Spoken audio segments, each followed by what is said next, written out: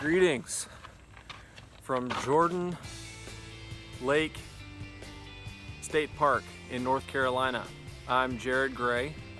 Jim Gasaway is a very dear friend of mine. Thanks to being able to spend some extra time with him, especially with the Watchdog program, become a very good buddy of mine.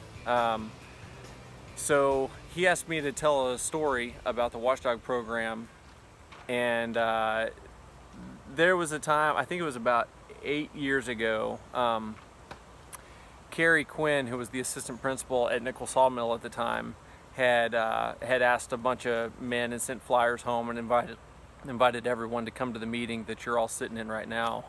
And I was a state trooper at the time and was on duty at the time of the meeting. So I guess because I was in uniform when I showed up, Carrie met me at the back door at the entrance when I was walking in and asked me if I could step up front towards the end of the meeting and just encourage the other dads to sign up as a watchdog. And I had no problem with that. Sure, I'd love to.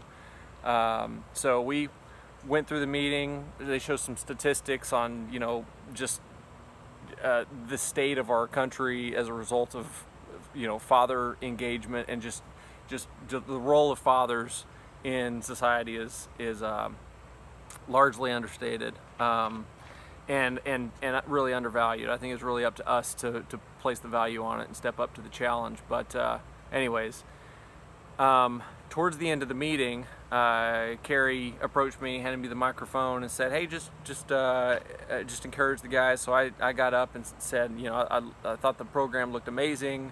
It looked like I was going to sign up. I obviously hadn't committed at that point, hadn't signed up. And she said, "Okay, well, while you're up here, we've got the computer set up and everything. Why don't you go ahead and show everybody how to sign up to be a watchdog, just right here, so everybody knows how to do it." So I was like, okay. Though I wasn't as excited about how I was asked to as I was about actually doing it, went ahead and got on there and signed up. And if that hadn't happened that night, it probably would have happened. I probably would have signed up to be a watchdog. But really, who knows? Really, unless you're put on the spot, sometimes you're not going to step up to the plate. So I got on there and registered and signed up. So a couple weeks go by, and the day that I had signed up for, I happened to be on night shift. So I went and did a full day up at the school, and it was amazing. Spent a lot of time with my daughter and a few of her classes. Helped out with the special needs kids, which was definitely a highlight of the day. Went to recess with a couple of the classes. That was a blast. Help in the cafeteria. I'm sure you've gotten the rundown on what you would do in today, but it was wonderful. So I got done at the end of the day, went home. I had about 20 minutes to get changed and head out to my shift for the night from 4 to 1, 4P to 1A. So I didn't get much time with my daughter after the day was over. So I went ahead and checked on duty and left and was gone all evening. And when I got home, everybody was asleep. The house was quiet. So I was walking through the house and opened the door to go into our room and looked back behind me. And my daughter's door was immediately down the hall from where our room was. And she, at the time, Miss Artsy, she's still very artsy, but at the time it was stickers everywhere. So she had, from 3.5 feet down on her door, she had stickers just covering her door. And that night, when I turned around to look, she had found the watchdog sticker that they gave me, and she had climbed up on something, and that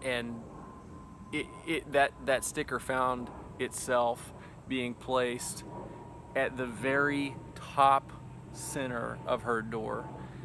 And when I turned around and saw that, I really, it was a very emotional moment for me. I kind of broke down, and I knew that day was going to be a powerful day for me, just being able to get a glimpse into Ashley's life. But the thing that I completely underestimated was how much it was going to mean to her.